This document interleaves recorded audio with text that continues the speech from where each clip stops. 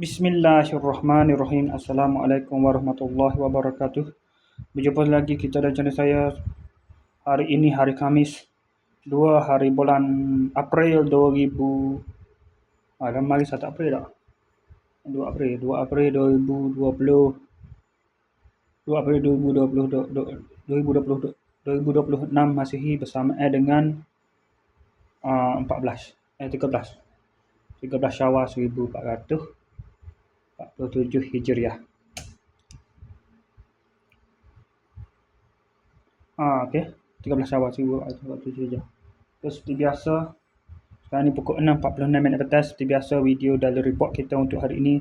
Selepas pada buat video daily report kemarin, saya tak ke mana-mana lah. Tunggu maghrib, semaya maghrib. Lepas tu hari ni pun tak terbit dah ni. Ni tak benar, tak terbit apa dah ni. Tunggu maya gawik dah ni. Lepas pada maghrib kemarin, saya terus pergi, tak tunggu maghrib, semaya maghrib. Lepas maghrib tu, saya tak pergi mana-mana juga. Tak, mana buat dua malam betul-betul saya tak pergi ke masjid. Lepas tu, selesai tu, lepas maya syak, saya barulah keluar pergi ke kedai Fikri seperti biasa pada pukul 9.20, 9.30 tu, pergi ke kedai Fikri. Lepas tu minum air seperti biasa. Lepas tu balik upload video ke apa semua tu. Selesai upload video.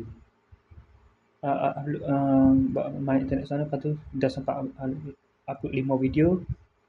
Ya 10 dah ada 5 lagi. Balik ke rumah baru dah sambung pula upload. Pagi tadi baru selesai upload video ke 10. Selesai dah channel tu. Barulah berpindah ke channel baru. Untuk channel baru masih tengah edit lagi video. Dah siap, ada beberapa video sudah siap dah.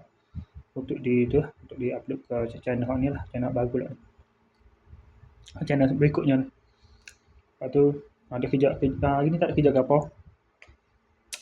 Ada tadi tidur dalam pukul 1 pagi, bangun pada pukul 6.50 pagi, bangun mandi sembahyang subuh. Kemudian oleh kerana saya tahu dah Fikri tak buka kedai pagi ni, jadi saya tak ajak nak keluar, tak jadi keluar lah.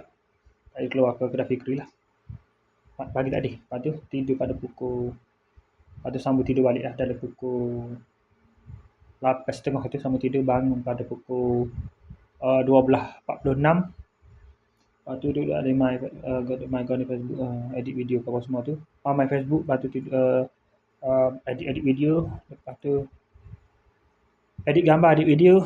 Untuk gambar tu untuk post ke dalam Facebook. Edit video untuk upload ke YouTube. Lepas tu pukul 3.40 tadi semaya Zuhur. Lepas tu semaya asar dah ada pukul 6 berapa ni? 6.20 ni semaya asar. Pada tu 6.46 tadi, sekejap tadi barulah buat video daily report ni. Okey, saya rasa sekadar saja untuk sesi video daily report kita untuk hari ini. Assalamualaikum, jumpa lagi. Bye.